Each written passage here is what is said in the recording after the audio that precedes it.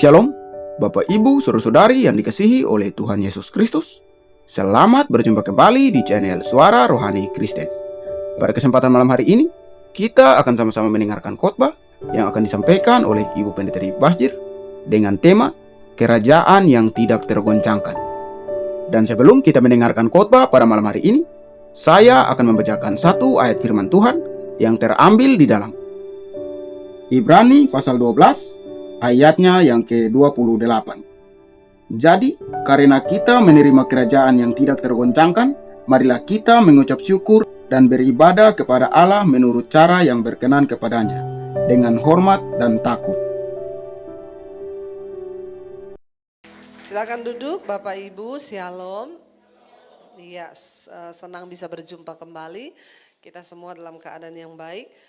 Tema firman Tuhan hari ini adalah kerajaan yang tidak tergoncangkan. Yesus datang ke dalam dunia membawa kerajaan Allah. Karena dunia ini sudah rusak akibat dosa. Di dalam dunia ini ada kerajaan setan. Ya, tetapi Yesus datang membawa kerajaan Allah. Dan karena itu setiap kita yang tadinya hidup di bawah kutuk dosa, kita berada di bawah kuasa si jahat di dalam kerajaan iblis. Barang siapa yang percaya Yesus, kita dipindah dari kerajaan setan, kita dipindah kepada kerajaan Allah. Dan kita berada di dalam kerajaan yang tidak tergoncangkan. Kita baca bersama langsung saja Ibrani pasal 12. Ayat yang ke-18 mulai. Kita baca ya sampai dengan ayat yang sampai terakhir 29 ya. Ibrani 12 ayat 18 firman Tuhan berkata demikian.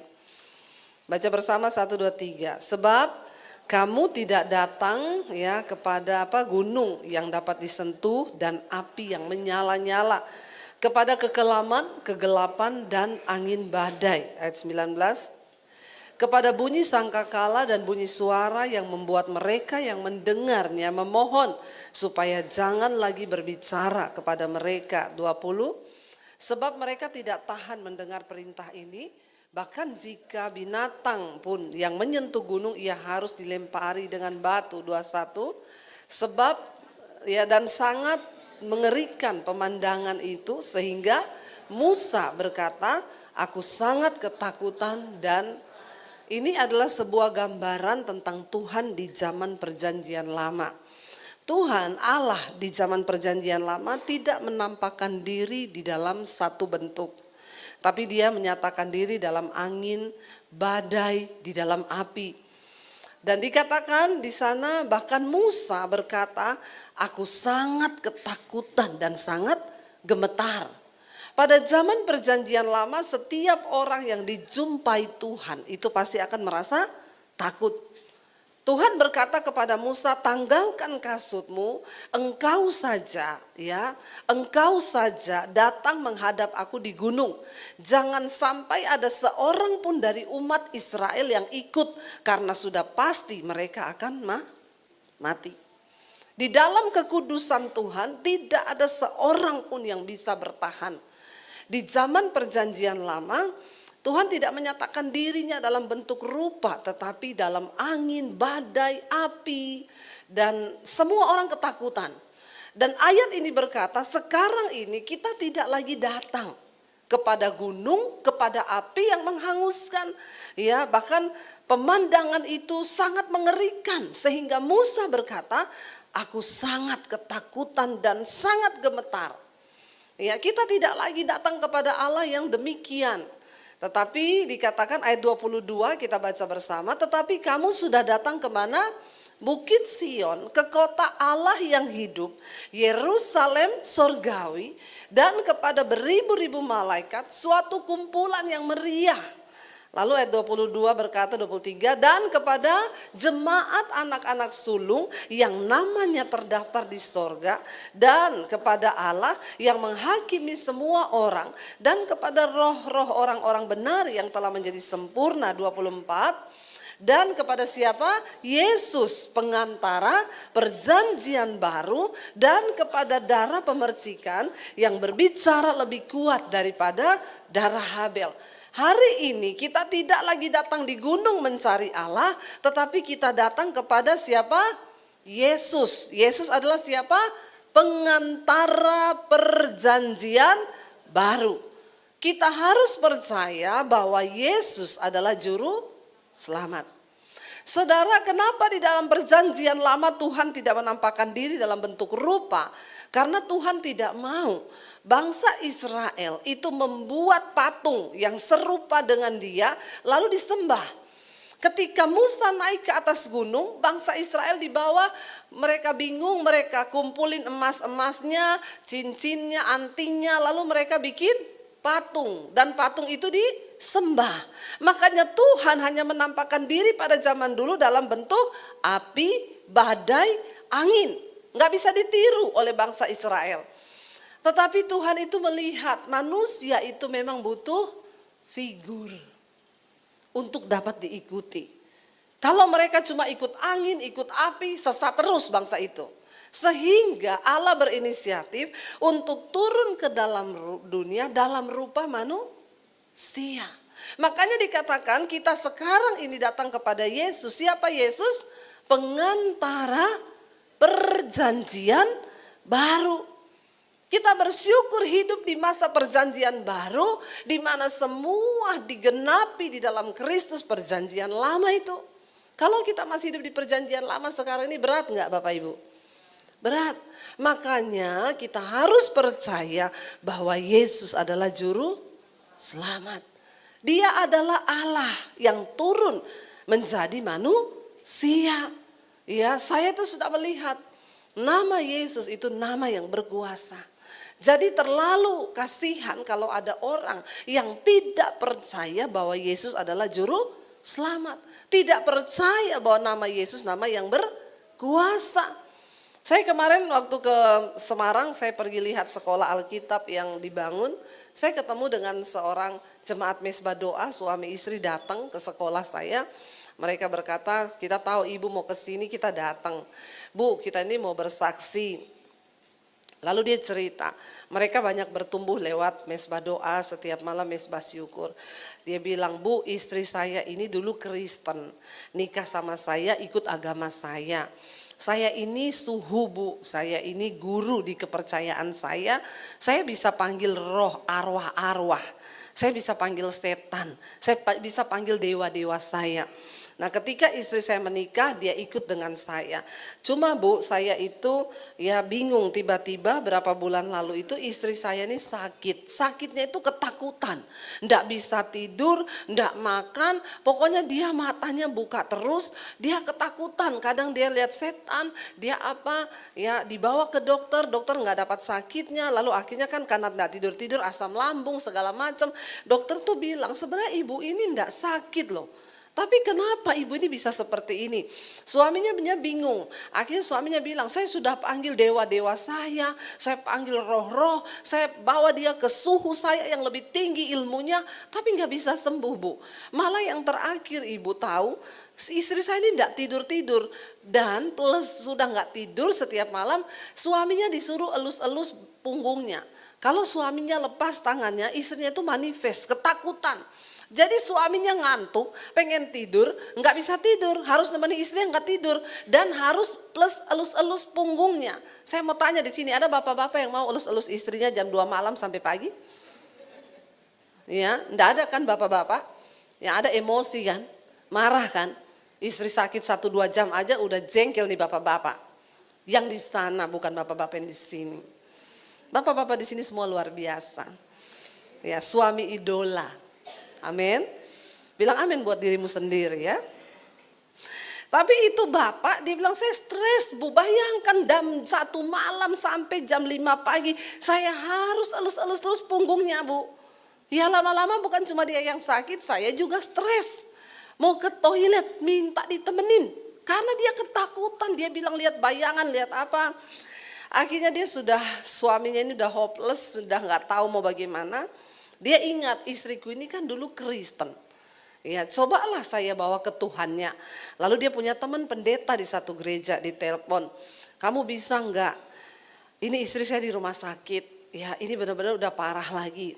kamu bisa nggak datang, apa kek, mau doa atau mau apa terserah, pokoknya sembuhkanlah istri saya ini. Lalu datanglah pendeta ini sama istrinya datang ke rumah sakit. Lalu ditanya, ya kamu mau percaya nggak sama Tuhan Yesus, nama yang berkuasa. Lalu ya istrinya ya karena memang juga sudah hopeless ngomong, ya saya percaya. Didoakan, begitu didoakan dia bilang dia rasa ya ada satu roh yang keluar dari dalam dirinya. Sejak saat itu dia dimerdekakan. Dia bilang saya juga nonton semua khotbah ibu tiap malam. Ya akhirnya berat badannya naik, sekarang sembuh total. Ya dan suaminya waktu itu ditanya, kamu mau ke gereja lagi nggak? Akhirnya suaminya suruh dia balik ke gereja. Dia bilang saya belum mau Bu, karena saya ini punya jabatan Bu di dalam agamanya. Dia itu suhu, guru. Nah kalau saya tuh ke gereja gimana ya? Saya bilang ya Bapak sudah lihat kuasanya, Bapak harus ikut. Dia bilang iya Bu, betul memang nama Yesus itu waktu didoakan dalam nama Yesus. Coba Bapak Ibu ya, kalau ada orang kerasukan doakan dalam nama Bambang. Ya, dalam nama Daniel, lihat rohnya pergi enggak. Tapi coba Bapak Ibu sebut dalam nama Yesus. Saya tuh kalau doa pelepasan, begitu ngomong dalam nama Yesus itu orang teriak panas, panas. Berarti nama Yesus itu berkuasa. Dan iblis pun tahu. Apalagi kalau kita menyebutnya dengan iman percaya. Kita sekarang sudah datang kepada Yesus. Dia pengantara perjanjian baru. Jangan ada seorang pun yang menyangkal Yesus juru selamat, dia Tuhan. Dan dia adalah memang Allah yang menjelma menjadi manusia. Lalu dikatakan ayat yang ke-25 di sana, kita baca bersama, jagalah supaya apa? Kamu jangan menolak dia, jaga saudara. Hari-hari ini banyak pengajaran-pengajaran yang tanpa disadari ya membuat iman kita bergeser. Oh ya Yesus itu cuma manusia biasa. Ya dia nggak ada apa-apanya sama Adam itu sama aja. Hati-hati Bapak Ibu, Yesus adalah Tuhan juru selamat yang harus kita percaya dan jagalah. Kalau firman ini mengingatkan jaga supaya jangan ada yang menolak dia, berarti Alkitab sudah tahu bahwa di akhir zaman akan ada orang-orang yang menolak dia. Nama yang berkuasa itu. Jangan sampai kita menolak dia. Sebab jikalau mereka yang menolak dia yang menyampaikan firman Allah di bumi tidak luput, apalagi jika kita berpaling dari dia yang berbicara dari sorga. Dikatakan di sini kita menolak firman yang disampaikan di bumi aja. Saudara menolak pemberitaan firman Tuhan oleh hamba Tuhan. Itu saja dikatakan ya hati-hati loh. Walau sejelek apapun pendeta itu, kalau dia menyampaikan firman dan firman itu benar, terima firman itu. Jangan kau tolak, karena orang yang menolak firman itu bahaya, asal firman yang benar. Apalagi kalau kita menolak Tuhan yang berfirman, ya. Hati-hati, ayat 26 berkata begini saudara. Waktu itu, baca bersama, waktu itu suaranya menggoncangkan bumi. Tetapi sekarang ia memberikan janji satu kali lagi. Aku akan menggoncangkan bukan hanya bumi saja melainkan langit juga. Jadi Bapak Ibu, banyak orang ketakutan bumi mau digoncangkan. Kiamat akan datang, bumi ini akan meledak dalam ledakan yang luar biasa. Sehingga banyak ahli-ahli ya antariksa yang mulai mencari ilmu pengetahuan. Ada kehidupan di Mars, ada kehidupan di bulan. Tomat bisa berbuah, berarti manusia juga bisa hidup di sana. Ada oksigen, ada nitrogen yang bagaimanapun itu mereka bilang bisa. Jadi kalau kiamat datang, bumi hancur, maka kita bisa pindah. Ya kalau saudara mau silakan, mumpung belum di kafling sama Podomoro. Ya masih bisa cari tempat di sana kafling sendiri. Ya ada orang-orang yang aneh berpikir yang akan meledak ini akan hancur bumi. Mereka lupa ayat ini berkata apa? Bukan hanya bumi saja melainkan langit juga. Berarti semua yang ada di unsur-unsur langit cakrawala akan hancur secara demikian. Ya di ayat yang lain dikatakan ya bumi akan hancur dalam nyala api yang dahsyat. Bahkan unsur-unsur dunia semua dalam cakrawala planet apa semua akan hancur. Karena kita tahu bahwa semua akan hancur secara demikian, Alkitab bilang betapa suci dan salehnya kita harus hidup. Tidak main-main.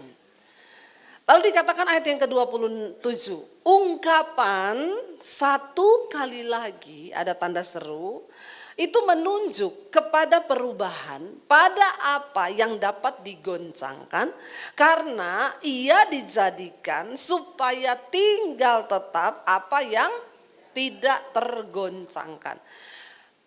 Saudara, Tuhan pernah berjanji satu kali lagi dia akan menggoncang.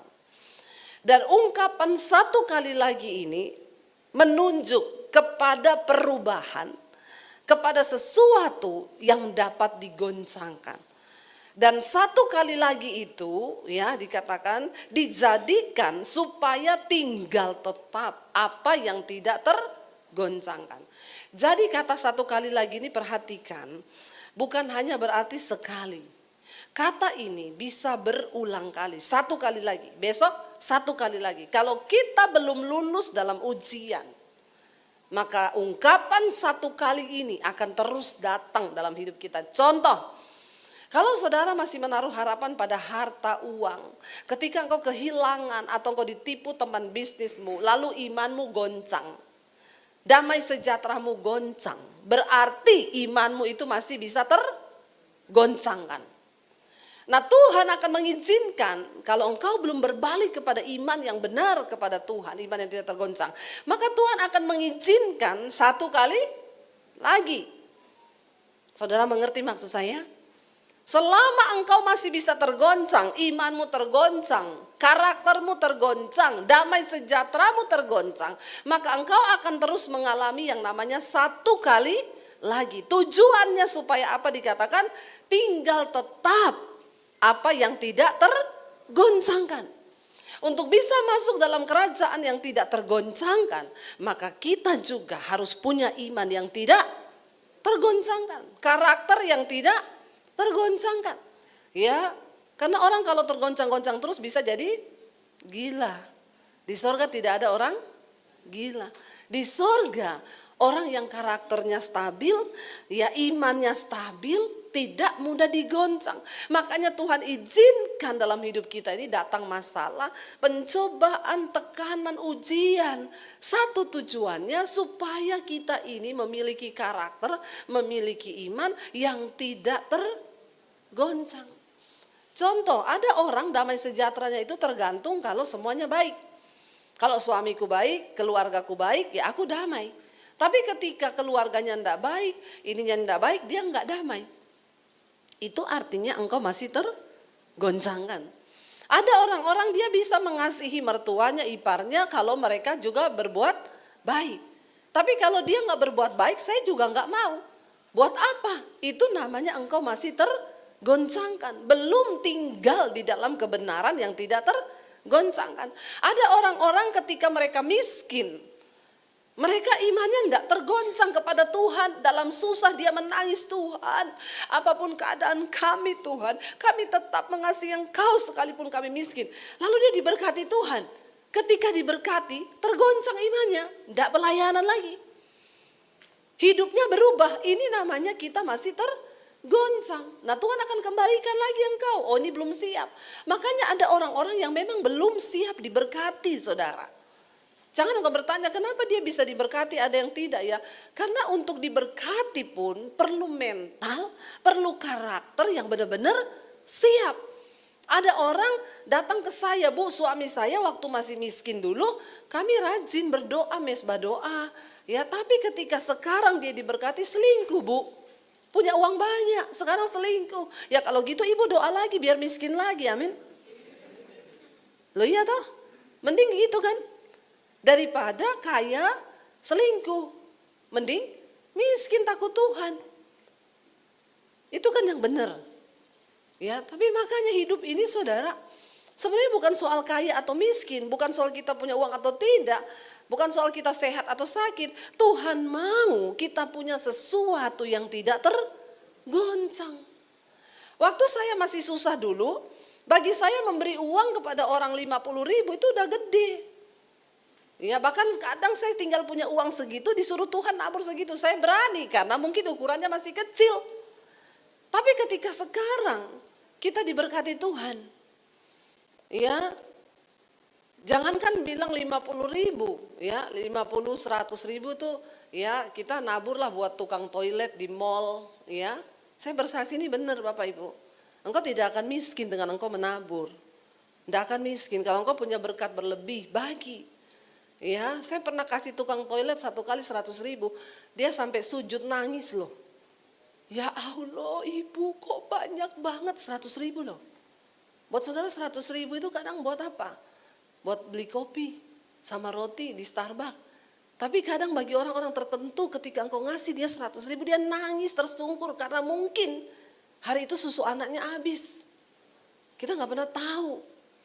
Ya, belajarlah saudara. Nah, ketika kami diberkati saudara, saya cuma bilang Tuhan, jangan sampai kami ini tergoncang loh. Ketika kami sudah terima berkat, lalu kami berubah tidak seperti dulu. Jadi kami terus menguji saudara. Ya, kalau saudara bisa lihat saya pakai barang mahal, saya pakai sepatu ini dikasih orang, kalau nggak dikasih nggak saya pakai, nggak saya beli.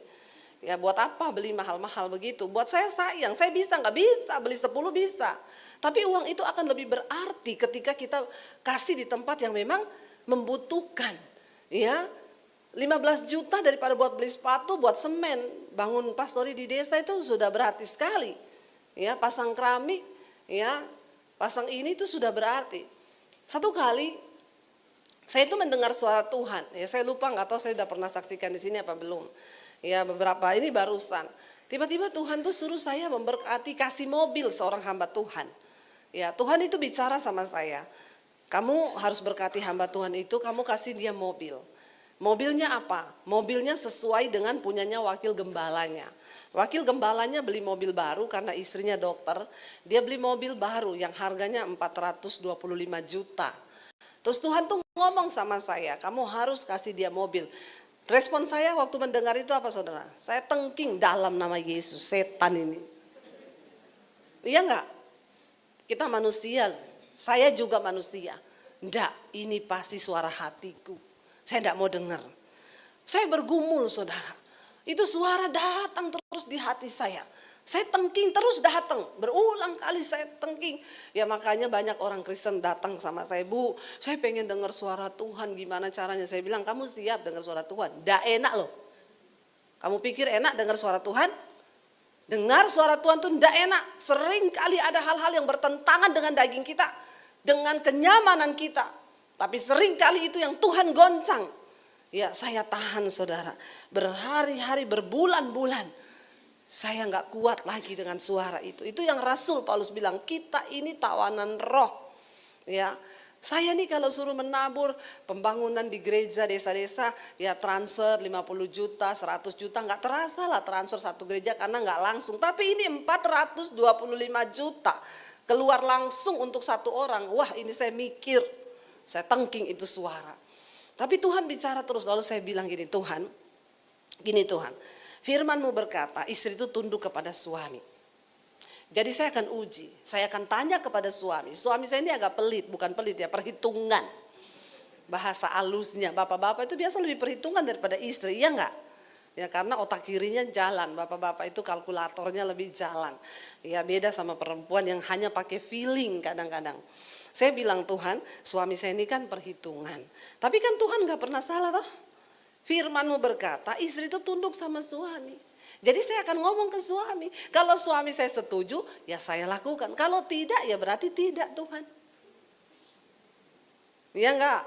Ya enggak apa-apa dong, kita pakai firman kok, tolak ujinya kan firman. Nah kalau Tuhan memang Tuhan, kan dia gak pernah salah toh. Menurut Bapak Ibu Tuhan salah gak? Enggak. Kita mau utak-atik jalannya seperti apa, Tuhan tetap Tuhan. Dan itulah kebenaran.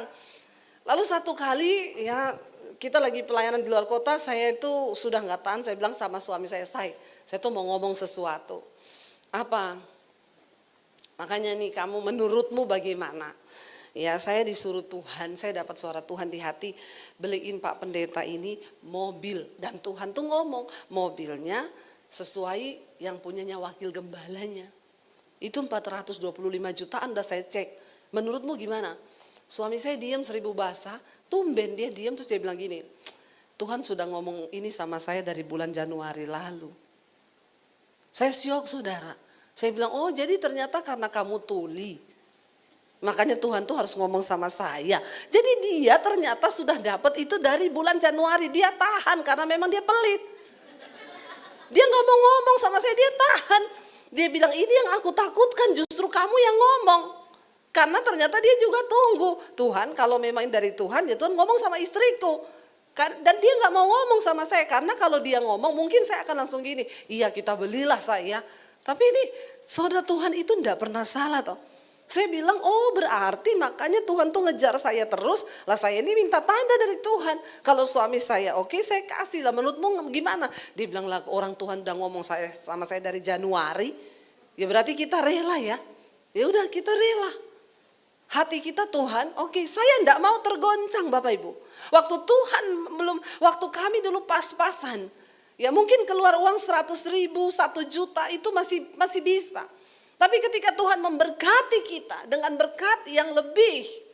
Dan dia bicara satu saat. Lalu kita nggak mau kasih, itu namanya iman kita sudah tergoncang. Saya bilang Tuhan aku ini hanya bendaharamu. Lalu Tuhan tuh ngomong gini, iya kamu bayangkan ya kalau kamu punya bendahara di dunia. Siapa yang pengusaha di sini? Kau punya bendahara. Lalu engkau bilang, besok tolong siapin uang ya, saya mau bayar cicilan atau saya mau sewa ruko. Lalu bendaharamu ngomong, gak mau Pak, gede banget. Saudara marah gak sama bendaharamu?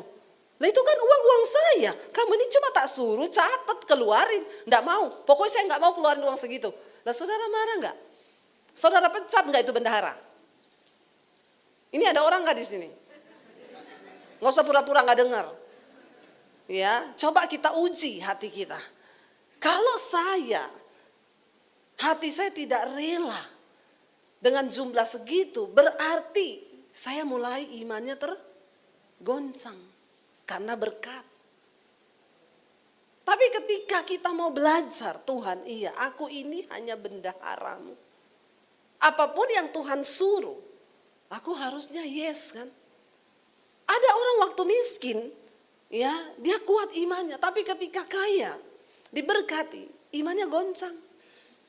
Mulai dia tambah pelit, justru ada loh orang-orang begitu.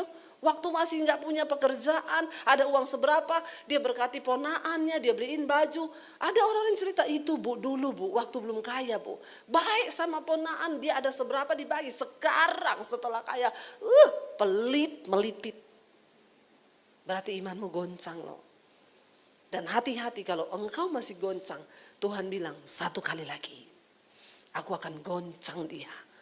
Supaya tinggal tetap satu yang tidak tergoncang.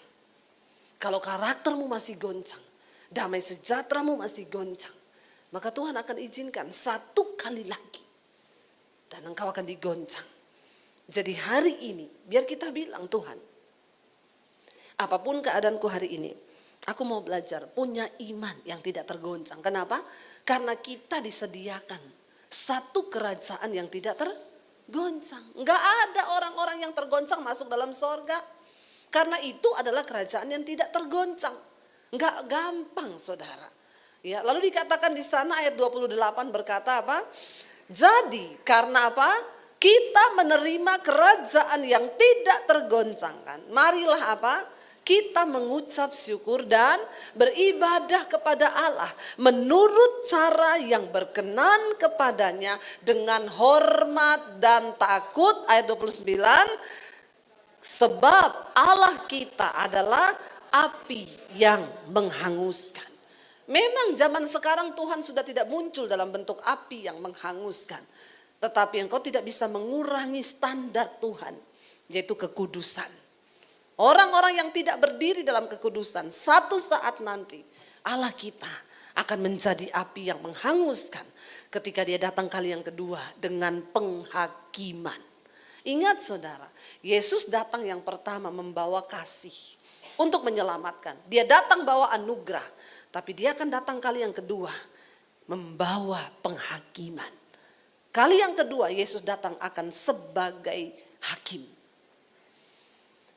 Karena itu hati-hati, ayo kita beribadah dengan cara yang berkenan kepada Tuhan. Ya, jangan cuma ikuti ajaran pendeta, tapi yang sesuai dengan firman Tuhan. Karena sekarang banyak pengajaran-pengajaran yang tidak sesuai. Ya, masih ada yang berkata, saudara saya mau ke Israel, saudara boleh titip permohonan doa, taruh di amplop, jangan lupa kasih $200 ya. Saudara pikir dengan doamu didoakan di Israel, terus Tuhan itu berkenan atas hidupmu? Saudara pikir setelah ada pendeta bawa permohonanmu mau ke Nigeria, mau ke Amerika, mau ke Yerusalem, mau di tempat Yesus lahir, terus itu mendatangkan perkenanan Tuhan atas hidupmu? Hello, bertobat orang Kristen. Engkau harus punya pemahaman iman yang benar supaya engkau berkenan kepada Tuhan. Jangan mau dibodoh-bodohin. Ya, enggak usah titip-titip doa. Ada peserta tanya sama saya, Ibu Debbie kan ke Israel bolak-balik. Ibu yang paling merinding, Bu. Yang paling ibu rasa hadirat Tuhan itu di tempat mana, Bu? Saya bilang, kamu mau tahu saya paling merasakan hadirat Tuhan di mana? Di kamar, di tempat tidur ketika kita berdoa. Yesus berkata, ada saatnya dia bilang sama perempuan Samaria, nenek moyangmu mencari Allah di gunung. Kalian menyembah di gunung. Memang dari zaman perjanjian Allah, dari zaman perjanjian lama Allah selalu menampakkan diri di gunung Musa. Tetapi ketika zaman perjanjian baru Yesus bilang kami mencari Allah di Yerusalem karena ada bait Allah di sana. Tapi Yesus bilang kepada perempuan Samaria itu, tapi ada saatnya dan akan datang waktunya. Orang tidak lagi akan mencari Allah di gunung atau di Yerusalem. Tetapi orang akan menyembah Tuhan di dalam roh dan kebenaran. Bilang amin. Jadi jangan kau pergi cari Tuhan di Yerusalem. Ya, kalau kita datang ke sana buat apa? Kita wisata rohani. Kita mengenang Yesus pernah datang di situ. Yesus pernah lahir di sini. Yesus pernah mati di situ. Ya, tapi nggak usah merinding-merinding. Amin. Ya, karena Yesus bilang, kalau engkau mau berdoa ketemu Bapamu di tempat yang tersembunyi, maka masuklah ke dalam kamarmu. Tutuplah pintu. Sebab Bapamu ada di tempat yang tersembunyi, maka engkau yang berdoa di tempat yang tersembunyi, engkaulah yang akan dijawab oleh Bapa yang ada di tempat yang tersembunyi. Enggak perlu engkau dengar-dengarkan orang, engkau berdoa. Kalau engkau berpuasa, minyaki rambutmu, cuci mukamu supaya orang tidak tahu kalau engkau lagi puasa. Enggak usah bikin status di Instagram, puji Tuhan hari ini puasa. Udah hilang upahmu. Ya. Makanya Bapak Ibu, ayo kita ini ya beribadah kepada Tuhan dengan hormat dan takut. Sebab Allah kita adalah api yang menghanguskan. Ingat, kita akan disediakan kerajaan yang tidak tergoncang. Bisa masuk ke dalam kerajaan itu tidak mudah. Ada harga yang harus dibayar. Makanya dengar pengajaran-pengajaran yang benar. Ya, ada yang hamba Tuhan berkata, Yesus adalah sahabat orang berdosa, titik. Semua orang berdosa, yang homo, yang lesbi, yang pelakor. Amin, amin, amin. Saya bilang jangan lupa ditambahin. Yesus sahabat orang berdosa yang mau bertobat. Amin. Jangan dipenggal di situ tok. Makanya yang homo tetap homo, lesbi tetap lesbi, pelakor tetap pelakor. Karena dia bilang kan Yesus sahabat orang berdosa. Jadi aku dosa terus supaya jadi sahabatnya pret. Hati-hati Bapak Ibu. Sekarang ini banyak pengajaran yang hanya menyenangkan telinga. Tapi dengan jelas ayat ini berkata Allah kita adalah api yang menghanguskan. Karena itu engkau perlu beribadah kepada Dia dengan takut dan hormat. Hormati Tuhan. Sejauh mana hidupmu itu tergantung dari bagaimana cara engkau menghormati Tuhan. Mari kita bangkit berdiri bersama. Kita mau bilang di hadapan Tuhan, kalau ku hidup bagimu Tuhan. Dunia tidak akan bisa menggoncangkan. Apapun tidak akan bisa mengganti iman kami kepada Tuhan. Kami mau menjadi orang-orang yang punya iman yang tidak tergoncang. Menjadi orang-orang yang punya karakter yang tidak tergoncang. Karena kami sedang dipersiapkan untuk masuk ke dalam kerajaan yang tidak tergoncang. Angkat tanganmu, katakan bersama pujian ini, kalau ku hidup bagimu. Bapak, Ibu, saudara-saudari yang dikasihi oleh Tuhan Yesus Kristus, kita telah bersama-sama mendengarkan khotbah yang telah disampaikan oleh Ibu Pendeta Debbie Bashir dengan tema Kerajaan yang Tidak Tergoncangkan. Kiranya lewat khotbah yang telah kita dengar pada malam hari ini memberkati setiap kita orang percaya. Dan di akhir video ini kita akan sama-sama menyaksikan suatu renungan firman Tuhan yang akan disampaikan oleh Ibu Cornelia. Selamat menyaksikan. Tuhan Yesus memberkati. Selamat malam Bapak Mama yang diberkati oleh Tuhan. Perlu kita renungkan firman Tuhan setiap saat dan waktu, di mana saja kita pergi dan ada. Bapak Mama, saudara sekalian yang diberkati oleh Tuhan. Dalam judul bacaan daripada Mazmur pasal 4 ayat pertama hingga ayat yang ke-9, doa pada malam hari untuk pemimpin biduan dengan permainan kecapi Mazmur. Dalam ayat yang kedua, apabila aku berseru, jawablah aku, ya Allah, yang membenarkan aku. Di dalam kesesakan, Engkau memberi kelegaan kepadaku. Kasihanilah aku dan dengarkanlah doa. Di dalam seruan daripada Daud, dia tetap memberitahukan kepada Tuhan bahwa hidup ini perlu dia mendekatkan diri kepada Tuhan.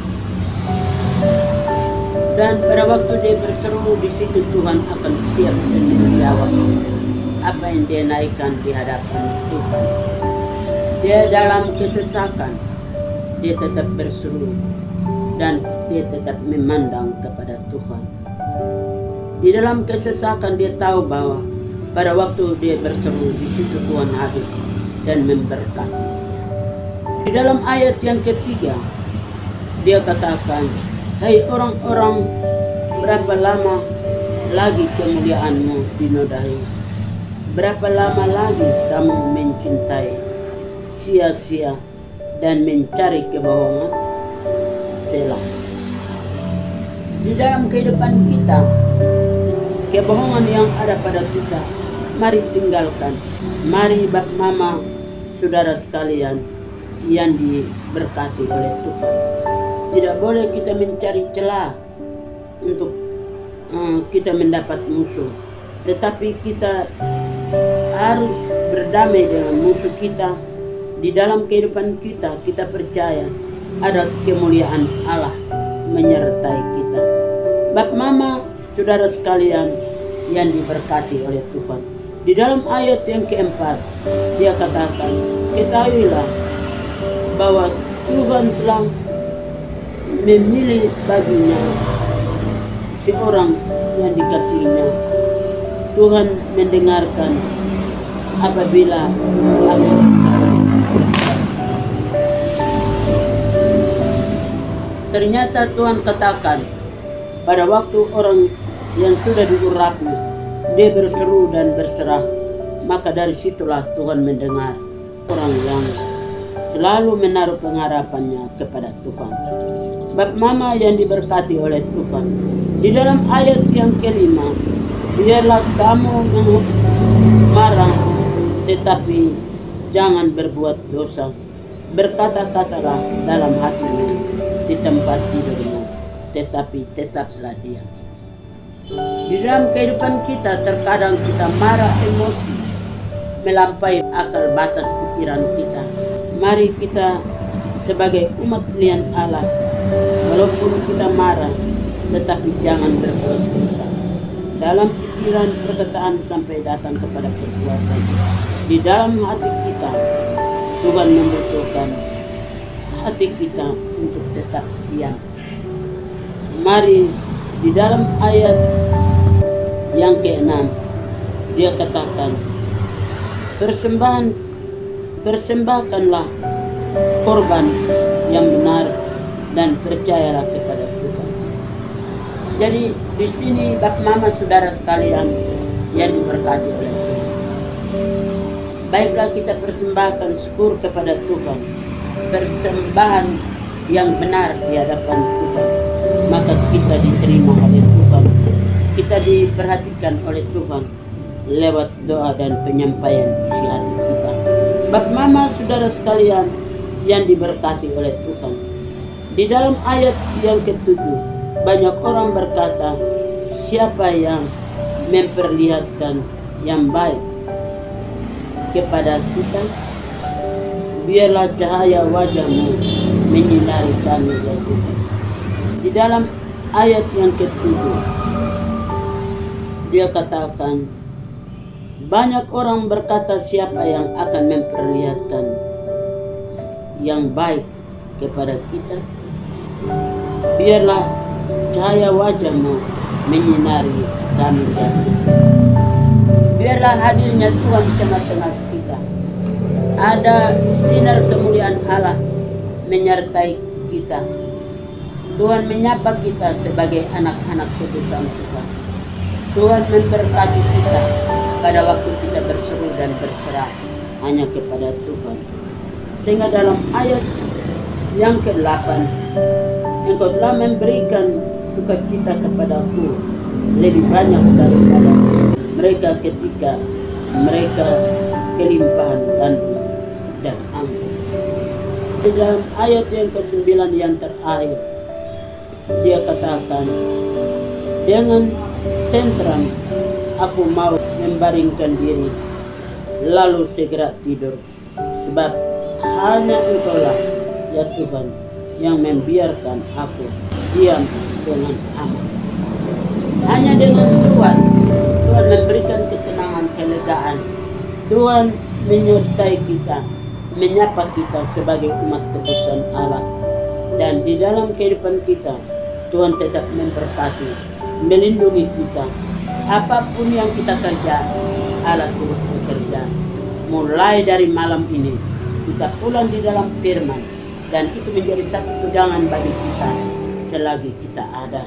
Dan malam hari ini, kita pulang dengan aman dalam perlindungan Tuhan. Di dalam nama Bapa, Anak, dan Roh Kudus. Amin.